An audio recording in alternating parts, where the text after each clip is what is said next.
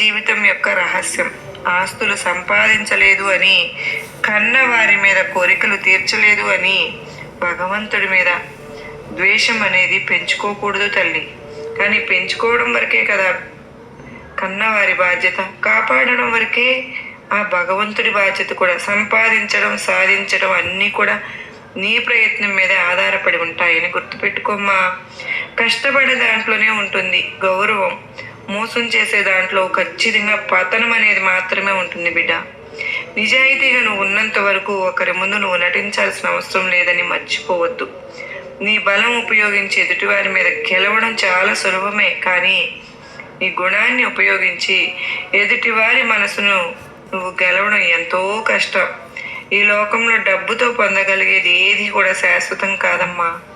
కానీ కేవలం మనసుతో పంచే స్నేహం, ప్రేమ, ఆప్యాయతలు ఎప్పటికీ కూడా శాశ్వతమైనవి అని గుర్తుపెట్టుకో.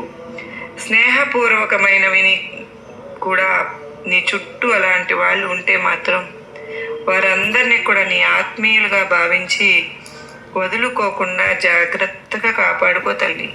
అలాంటి వారి ప్రేమ నీకు ఎంతో గౌరవ మర్యాదలను తెచ్చిపెడుతుందమ్మా. ఈరోజు నువ్వు నా మీద నమ్మకంతో నా నుదుటిని తాకావు కదా. అసలు ఇప్పుడు నువ్వు నా నుదుటిని ఎందుకు తాకావు?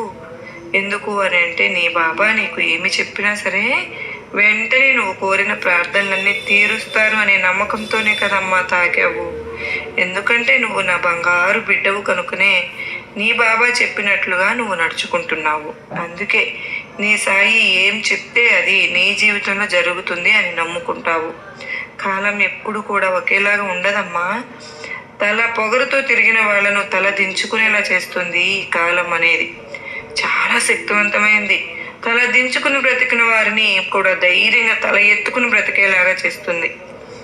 నవ్విన వాళ్ళని ఏడిపిస్తూ ఉంటుంది, ఏడ్చే వారిని నవ్వేలా కూడా చేస్తుంది. గుర్తుపెట్టుకో, కాలం చేతిలో అందరూ కీలుబొమ్మలుగా ఉండవలసిందే బిడ్డ. అసలు ఈ రోజుల్లో బంధం అనేది ఎలా ఉంది అంటే, తామరాకు మీద నీటి బిందువులాగా ఉంది. జాగ్రత్తగా కాపాడుకో. నువ్వు సంతోషంగా ఉండాలి అంటే దానికి ఒక్కటే దారి అని నువ్వు గుర్తుపెట్టు. ఇతరుల గురించి చెడుగా మాట్లాడకుండా, ఆలోచించకుండా ఉంటే చాలు. అదే నీ జీవితాన్ని సుఖమయం చేస్తుంది. గుర్తుపెట్టుకో బిడ్డ. ఆశపడి బాధపడడం కంటే ఏది కూడా ఆశించకుండా ప్రశాంతంగా ఉంటేనే దానిని మించిన ఆనందం అనేది ఈ లోకంలో ఇంకొకటి ఉండదమ్మా.